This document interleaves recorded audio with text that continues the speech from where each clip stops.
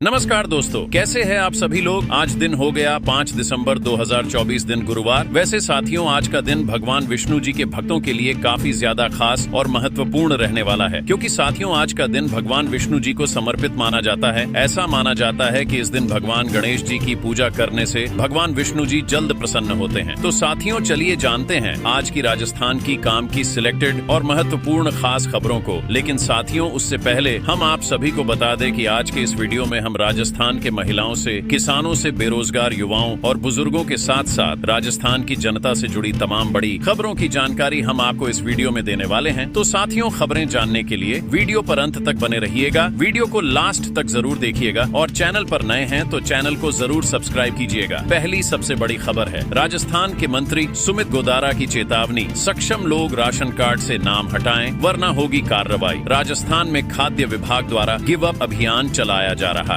यह ration card से नाम हटाने के लिए अभियान चलाया जा रहा है। सरकार का कहना है कि जो लोग सक्षम हैं, वह खुद ही अपना नाम खाद्य सुरक्षा सूची से अपना नाम हटा ले। स्वेच्छा से राशन कार्ड से अपना नाम हटाने के लिए 31 जनवरी तक का समय दिया गया है। वहीं खाद्य, नागरिक आपूर्ति एवं उपभोक्ता मामले विभाग के मंत्री सुमित गोदारा ने चेतावनी दी है कि अगर 31 जनवरी तक स्वेच्छा से अपना नाम नहीं हटाने वालों के खिलाफ कार्रवाई की जाएगी। सुमित गोदारा ने कहा कि सक्षम लोगों का नाम हटाने से खाद्य सुरक्षा सूची में पात्र लाभार्थियों को जोड़ा जा सकेगा। इसकी जागरूकता के लिए राशन की दुकानों पर पोस्टर लगवाए जाए, साथ ही प्रिंट, इलेक्ट्रॉनिक मीडिया और सोशल मीडिया पर व्यापक प्रचार प्रसार किया जाए। आगामी 1 जनवरी से खाद्य सुरक्षा पोर्टल शुरू होगा। अगली सबसे बड़ी खबर है राजस्थान रोडवेज बसों में कौन कौन लोग कर सकते हैं फ्री यात्रा। राजस्थान रोडवेज की बसों में फ्री यात्रा की सुविधा दी गई है। यह पूरी जानकारी राजस्थान राज्य पथ परिवहन निगम RSRTC की वेबसाइट पर मौजूद है। सरकारी बसों में अलग अलग कैटेगरी वालों को निशुल्क रोडवेज बस यात्रा की सुविधा है। राजस्थान राज्य पथ परिवहन निगम RSRTC की वेबसाइट पर दी जानकारी के मुताबिक 80 वर्ष से अधिक आयु के बुजुर्गों को मुफ्त यात्रा सुविधा दी जाती है। साथ ही उनके एक सहयोगी को यात्री किराए में 50% रियायत दर पर यात्रा करवाई जाती है। वृद्ध जनों को इसके लिए अधिमान्य पहचान पत्र दिखाना होगा। इसके अलावा अन्य कई लोगों को यात्रा के दौरान किराए में छूट मिलती है, जिसमें अधिस्वीकृत पत्रकार, विद्यार्थी, नेत्रहीन के साथ वाला एक सहयोगी, विकलांग, अस्थि विकलांग, कैंसर रोगी के साथ मौजूद उसका सहयोगी, स्वतंत्रता सेनानी और उनके साथ मौजूद एक सहयोगी, स्वतंत्रता सेनानियों की विधवाएं और उनके साथ में मौजूद कोई एक व्यक्ति फ्री में यात्रा कर सकता है। अगली सबसे बड़ी खबर है वन स्टेट वन इलेक्शन पर एक कदम आगे बढ़ी बीजेपी, विधि विभाग के पास पहुंचा प्रस्ताव। राजस्थान में स्थानीय निकायों के चुनावों को लेकर बीजेपी और कांग्रेस आमने सामने है। इसके बीच UDH मंत्री झाबर सिंह खर्रा ने एक बड़ा बयान देकर सियासी हलचल को बढ़ा दिया है। उन्होंने कहा कि वन स्टेट वन इलेक्शन लागू किया जाएगा। गौरतलब है कि प्रदेश में 59 नगर परिषदों का कार्यकाल खत्म होने के बाद सरकार ने वहां प्रशासक लगा दिए हैं। हालांकि BJP one state one election की बात कर रही है, लेकिन अब तक कानून में कोई संशोधन नहीं हुआ है। वहीं कांग्रेस अब इस मामले को कोर्ट जाने की चेतावनी दे रही है। हालांकि झाबर सिंह खर्रा ने करीब 2 महीने पहले भी वन स्टेट वन इलेक्शन को लेकर बयान दिया था, जिसमें उन्होंने कहा था कि शहरी स्थानीय निकायों और पंचायती राज संस्थाओं के चुनाव 2025 में एक साथ कराए जाएंगे। प्रदेश की भाजपा सरकार ने भी पिछले बजट में घोषणा की थी कि राज्य भर में स्थानीय निकाय चुनाव एक साथ कराए जाएंगे। हालांकि राज्य सरकार की ओर से अभी तक इस संबंध में कोई अधिसूचना जारी नहीं की गई है, न ही आयोग को इस बारे में कोई चिट्ठी लिखी गई है। अगली सबसे बड़ी खबर है यहाँ युवाओं को नौकरी नहीं मिल रही और इनको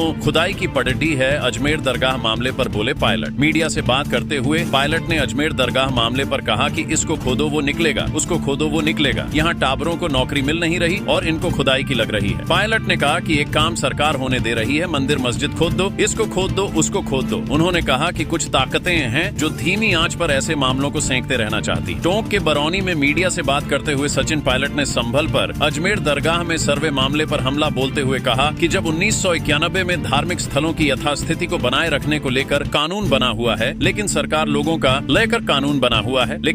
लोगों का ध्यान भटकाने को संभल, अजमेर और मंदिर मस्जिद की खुदाई जैसे काम होने दे रही है। वहीं पायलट ने प्रदेश में उपचुनावों में 6 सीटों पर हुई कांग्रेस की हार पर कहा कि यह सही है, हम अच्छा प्रदर्शन नहीं कर पाए हैं, किसी को तो जिम्मेदारी लेनी ही होगी। अगली सबसे बड़ी खबर है राजस्थान में कब से पाटी ढहेगी, करडी ढाके की सर्दी। IMD ने जारी किया अनुमान, माउंट आबू में पारा 6 डिग्री पहुंचा। राजस्थान में दिसंबर महीना शुरू होने के बाद भी सर्दी सर्दियां अपने तेवर नहीं दिखा पा रही हैं। पिछले सालों में दिसंबर महीने में कटीडी ढाके की सर्दी पड़े ढाती थी, लेकिन इस बार ऐसा नहीं हुआ। आने की बाद भी सर्दियां उस तरह से नहीं आई हैं जैसी हर साल आती थीं। हालांकि दक्षिण राजस्थान के सिरोही जिले के हिल स्टेशन माउंट आबू में पारा 6 डिग्री के आसपास रहा। वहीं चुरू में पारा 10 डिग्री सेल्सियस तक चला गया। मौसम वो विभाग के मुताबिक मंगलवार को प्रदेश में मौसम मुख्यतः शुष्क रहा। राज्य में सर्वाधिक अधिकतम तापमान बाड़मेर जिले में 30.7 डिग्री सेल्सियस दर्ज किया गया और निम्नतम न्यूनतम तापमान 9.0 डिग्री सेल्सियस सीकर जिले में दर्ज किया गया। लेकिन टाउन के हिसाब से माउंट आबू में पारा 6 डिग्री सेल्सियस तक पहुंच गया। अगली सबसे बड़ी खबर है, राजस्थान में जमीन और संपत्ति आधार से करनी होगी लिंक। राजस्थान सरकार अब अचल संपत्तियों, जमीन मकान का डेटाबेस तैयार करवाने की कवायद में जुटी है। इसके तहत लोगों को अपनी जमीन आधार से लिंक करवानी होगी। इसके जरिए एक यूनिक लैंड आईडी बनाई जाएगी। इसमें उस व्यक्ति की अचल संपत्ति संबंधी पूरी डिटेल होगी। हालांकि ये फिलहाल ऑप्शनल होगा, इसे अनिवार्य नहीं किया जाएगा। इसके पीछे का मुख्य कारण एक डेटाबेस तैयार करना है। दरअसल अभी ग्रामीण इलाकों में किसानों की जमीनों ऐसा कोई डेटा नहीं है कि किसके पास कितनी संपत्ति है। इसके तैयार होने से सरकार को अपनी हर योजना जो खासकर किसानों के लिए बनाई जाती है उसे लागू करने में आसानी होगी। सरकार ने एक नोटिफिकेशन जारी करके इसके लिए रेवेन्यू डिपार्टमेंट को अधिकृत किया है। इसके तहत किसानों से अनुमति लेकर उसके आधार का वेरिफिकेशन करके ही उसकी यूनिक आईडी तैयार करने के निर्देश दिए हैं। अगली सबसे बड़ी खबर है, राजस्थान में 9 महीने में बढ़े 2 बार डीएलसी रेट। कांग्रेस बोली गरीबों और मिडिल क्लास लोगों का सपना चकनाचूर कर रही सरकार। जहां मकान की रजिस्ट्री का रेट 2 बार बढ़ाया गया है, पट्टे का रेट 8 गुना बढ़ा गया है। राजस्थान में 9 महीने में 2 बार रजिस्ट्री के रेट बढ़ाए गए हैं। इसमें पहले अप्रैल में रेट बढ़ाए गए थे, जबकि अब दिसंबर में रेट फिर से बढ़ाए गए हैं। ऐसे में अब इस पर प्रदेश में सियासत भी तेज हो गई है। प्रदेश में रजिस्ट्री रेट इतनी तेजी से बढ़ाने के मामले में कांग्रेस प्रदेश की भजन लाल सरकार पर हमलावर हो रही है। पूर्व यूडीएच मंत्री कोटा उत्तर से कांग्रेस विधायक शांति धारीवाल ने भाजपा सरकार द्वारा 9 महीने में 2 बार रजिस्ट्री की रेट बढ़ाए जाने पर आपत्ति दर्ज कराते हुए बयान जारी कर कहा है कि जब से भाजपा सरकार का गठन हुआ है, सिर्फ जनता को लूटने के अलावा किसी भी तरह की योजना जनता के हित में नहीं बनाई गई। उन्होंने कहा है कि कांग्रेस सरकार ने आमजन को आशियाना प्रदान करने के लिए विभिन्न छूट दी थी, ताकि गरीब और मध्यम वर्ग के परिवारों के अपना घर बनाने के सपने साकार हो सके और हजारों लोगों को रियायती दरों पर भूखंड एवं विभिन्न आवासीय योजनाओं को लॉन्च कर आशियाने उपलब्ध करवाए गए थे। लेकिन भाजपा सरकार राहत प्रदान करने वाली योजनाओं के उलट जनता पर वसूली का भार डालकर उनके सपनों को चकनाचूर कर रही है। अगली सबसे बड़ी खबर है, गैंगस्टर पति कौशल गया जेल तो पत्नी मनीषा लेडी डॉन बनकर चलाने लगी गैंग। पुलिस पूछताछ में किया खुलासा। कोटपूतली बहरोड जिले के नीमराना में होटल हाईवे किंग पर 8 सितंबर को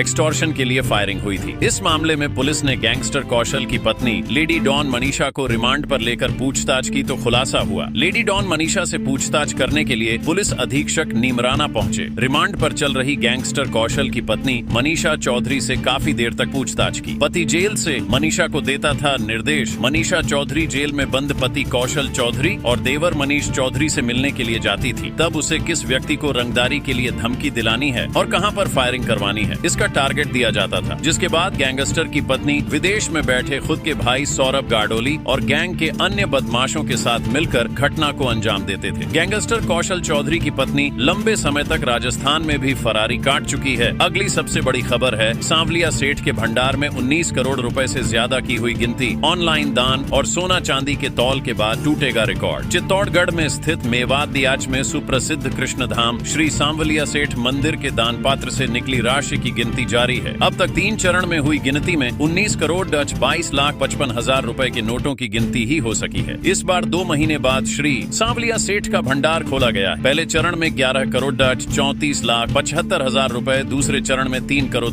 60 लाख और तीसरे चरण की गिनती में 4 करोड़ 27,80,000 रुपए के नोटों की गिनती हुई। फिलहाल ऑनलाइन भेंट कक्ष और दान पात्र से निकले सोना चांदी के चढ़ावे का तौल होना बाकी है। इस बार भंडार से निकली राशि की गिनती 6-7 चरण में पूरी होने की संभावना है। इस बार दिवाली पर भी भंडार नहीं खोला गया, जबकि दीपावली पर्व के दौरान यहां हजारों की संख्या में श्रद्धालु मंदिर दर्शन करने पहुंचे थे, जिसके चलते यहां चढ़ावे से दान पात्र भी भर गया और अतिरिक्त भंडार भी लगाने पड़े। ऐसे में माना जा रहा कि इस बार पुराना रिकॉर्ड भी टूट सकता है। अगली सबसे बड़ी खबर है, हनुमान बेनीवाल ने नवनियुक्त एमएलए के शपथ ग्रहण आयोजन पर उठाया सवाल। कहा, लोकतांत्रिक मूल्यों की हुई अवमानना। राजस्थान में विधानसभा उपचुनाव में चुने गए 7 विधायकों का शपथ ग्रहण समारोह आयोजित किया गया। इसमें दौसा, खींवसर, चौरासी, झुंझुनू, रामगढ़, देवली, उनियारा और सलूम्बर के नवनियुक्त विधायक शामिल हुए थे। हनुमान बेनीवाल ने अपने एक्सपोस्ट पर लिखा, राजस्थान की विधानसभा में आज नवनिर्वाचित विधायकों के शपथ कार्यक्रम में विधानसभा अध्यक्ष वासुदेव देवनानी लोकतांत्रिक मूल्यों की अवमानना करके अधिनायकवाद की स्थापना करते हुए नजर आए। चूँकि कोई भी विधायक संबंधित क्षेत्र की जनता का प्रतिनिधि है और लाखों मतदाता उन्हें चुनकर भेजते हैं, जबकि विधानसभा में संसदीय परंपरा भी रही है कि विधानसभा सत्र के समय ही विधायकों की शपथ होती रही है। मगर विधानसभा अध्यक्ष ने खींवसर सहित अन्य विधानसभा क्षेत्रों से निर्वाचित हुए विधायकों की शपथ का कार्यक्रम सदन में न रखते हुए खुद के कक्ष कार्यालय में रखा। अगली सबसे बड़ी खबर है इंटेलिजेंस रिपोर्ट कि मैं पीएम की सभा में बाधा डालूंगा। किरोड़ी बोले, मैं पीठ में छुरा नहीं घोंपता। किरोड़ी लाल मीणा ने एक बार फिर अपनी ही सरकार में पुलिस और इंटेलिजेंस पर गंभीर सवाल उठाए हैं। किरोड़ी ने खुद के राइजिंग राजस्थान और पीएम की सभा में बाधा डालने वाली इंटेलिजेंस रिपोर्ट भेजे जाने का दावा किया है। साथ ही ये आरोप लगाया है कि कुछ अधिकारियों की ओर से उनकी छवि खराब कर उनके और सीएम के बीच दूरी पैदा की जा रही है। महेशनगर थाना अधिकारी कविता शर्मा कुछ स्टूडेंट को पकड़ने गई थी। सूचना पर मंत्री किरोड़ी भी पहुंचे थे। इस दौरान कविता शर्मा और किरोड़ी के बीच तीखी बहस हो गई। इसी मुद्दे को लेकर किरोड़ी बुधवार सुबह गृह राज्य मंत्री जवाहर सिंह बेढ़म के यहाँ पहुंचे। यहाँ मीडिया से बातचीत के दौरान किरोड़ी ने चेतावनी भरे लहजे में कहा कि मैं सामने से वार करता हूँ, पीठ में छुरा नहीं घोंपता जैसे मेरे भाई को दौसा में घोंपा गया। अगली सबसे बड़ी खबर है, अजमेर शरीफ के साथ 2.5 दिन के झोपड़े पर बढ़ा शोर, नमाज रोक संस्कृत कॉलेज बनाने की डिमांड। राजस्थान में अजमेर शरीफ के साथ अब 2.5 दिन के झोपड़े को लेकर भी शोर बढ़ गया है। एक बार फिर इसे पुराने स्वरूप में लौटाने की मांग जोर शोर से उठ गई है। ऐसा करने वालों में अजमेर नगर निगम के डिप्टी मेयर और भारतीय जनता पार्टी युवा नेता नीरज जैन भी शामिल हैं। उन्होंने इसे एक बार फिर संस्कृत महाविद्यालय घोषित किए जाने की मांग की है। जैन ने एक बयान में कहा कि दरगाह के पास स्थित 2.5 दिन का झोपड़ा पहले संस्कृत महाविद्यालय हुआ करता था, जिसे तोड़ दिया गया। जैन चाहते हैं कि यहाँ नमाज पढ़ने पर भी रोक लगाई जाए। यह मांग ऐसे समय पर उठी है जब हाल ही में अजमेर शरीफ दरगाह के नीचे शिव मंदिर होने का दावा करते हुए दायर याचिका अदालत में मंजूर किए जाने के बाद बयानबाजी की बाढ़ आ गई है। डिप्टी मेयर ने कहा कि पूर्व में भी जैन संत ने वहाँ पर विहार किया था और वहाँ पर जाकर देखा था तो जैन और हिंदू मंदिरों की मूर्तियाँ और स्वास्तिक जैसे चिन्ह देखे थे जो आज भी विद्यमान है। उस समय भी सरकार से 2.5 दिन के झोपड़े को संस्कृत महाविद्यालय के स्वरूप में लौटाने की मांग रखी गई थी, लेकिन इसे गंभीरता से नहीं लिया गया। अगली सबसे बड़ी खबर है, महाकुंभ में राजस्थान के लिए अलग से मांगी जमीन। भजन लाल शर्मा ने यूपी के सीएम योगी को लिखा पत्र। प्रयागराज यूपी में अगले साल होने वाले महाकुंभ की तैयारियां जोरों पर हैं। महाकुंभ का आयोजन 13 जनवरी से 26 फरवरी तक होगा। प्रशासन की ओर से वहां पुख्ता इंतजाम भी किए जा रहे हैं। इस संबंध में मुख्यमंत्री भजन लाल शर्मा ने यूपी सीएम योगी आदित्यनाथ से अनुरोध किया है। राजस्थान से आने वाले श्रद्धालुओं की सुविधा के लिए मुख्यमंत्री ने यूपी सरकार को पत्र लिखा है। पत्र में राजस्थान पैवेलियन के लिए भूखंड आवंटन की मांग की है। पैवेलियन के लिए भूखंड आवंटित करने का किया आग्रह सीएम भजन लाल शर्मा ने उत्तर प्रदेश के मुख्यमंत्री को पत्र लिखकर कुंभ मेला स्थल के निकट राजस्थान का एक पैवेलियन स्थापित करने के लिए भूखंड आवंटित करने का आग्रह किया है। ऐसा होने पर राजस्थान के श्रद्धालुओं के लिए व्यवस्था काफी सुलभ होगी। अगली सबसे बड़ी खबर है, राजस्थान के 5000 स्कूलों के स्टूडेंट्स का होगा मूल्यांकन। बच्चों का ज्ञान और शैक्षिक स्तर परखेंगे। राजस्थान के 5034 विद्यालयों में 4 दिसंबर को परख राष्ट्रीय सर्वेक्षण के तहत विद्यार्थियों का मूल्यांकन किया जाएगा। सर्वेक्षण में राजकीय विद्यालय, मदरसा, केंद्रीय विद्यालय, जवाहर नवोदय विद्यालय के साथ साथ निजी विद्यालयों को भी शामिल किया गया है। इस सर्वे में कक्षा 3, 6 और 9 के विद्यार्थियों का एक टेस्ट लिया जाएगा। इस टेस्ट से उनके शैक्षिक गुणवत्ता की जांच की जाएगी। इससे पता चलेगा कि क्या वे विद्यार्थी उस कक्षा के लायक हो पाए हैं या नहीं। साथ ही यह जानकारी भी जुटाई जाएगी कि आखिर वे क्यों नहीं सीख पा रहे हैं। सीखने की क्षमता प्रभावित करने वाले कारकों की पहचान, संसाधन मुहैया कराना और भविष्य के लिए नीति तैयार करने में सहयोग करना है। प्रत्येक 3 साल पर होने वाले इस सर्वे में विभिन्न सामाजिक, आर्थिक, लैंगिक, क्षेत्रीय समूह के विद्यार्थियों का आकलन अलग से किया जाता है। अगली सबसे बड़ी खबर है, साइबर ठगों के निशाने पर राजस्थान के लखपति बुजुर्ग डिजिटल अरेस्ट कर लूटे 80 लाख। राजस्थान पुलिस और आरबीआई के अधिकारी आए दिन नए नए बयान जारी कर साइबर ठगों से बचने के लिए आम लोगों को जागरूक कर रहे हैं। लेकिन साइबर ठग भी अपने नए नए तरीकों से आम जनता के बैंक अकाउंट खाली करने में लगातार कामयाबी हासिल कर रहे हैं। इन दिनों साइबर ठगों के निशाने पर राजस्थान के लखपति बुजुर्ग हैं। इससे पहले भी बुजुर्ग से 90 लाख की ठगी का मामला सामने आया था। अब ऐसा ही एक और मामला अजमेर के क्रिश्चियनगंज थाना क्षेत्र से सामने आया, जहां retired governor government teacher cyber ठगों की चपेट में आ गईं। शातिर ठगों ने खुद को मुंबई क्राइम ब्रांच का अधिकारी बताते हुए उनके खाते में आय से अधिक संपत्ति होने का डर दिखाया और वीडियो कॉल कर पीड़ित बुजुर्ग महिला के खाते से आरटीजीएस करवाकर 80 लाख रुपए